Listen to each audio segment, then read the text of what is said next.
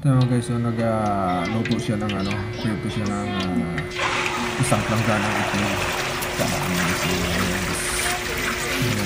Ang dami itong piniprito yung itlog.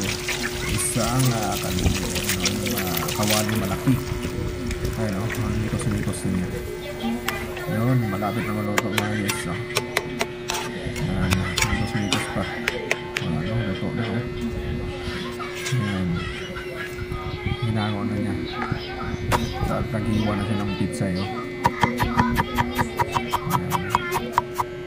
Bilis pa maghiwa ng pizza yun. Hindi lasa na.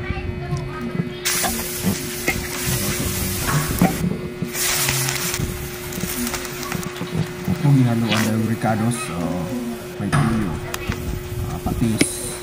Yan, mikos-mikos na isa, mikos-mikos. Ginaluan na ng pansit, kanton. Ayan na, mikos-mikos na, hapit na maluto. Ayan na. Ayan ang kaon. Sarap siguro yan guys.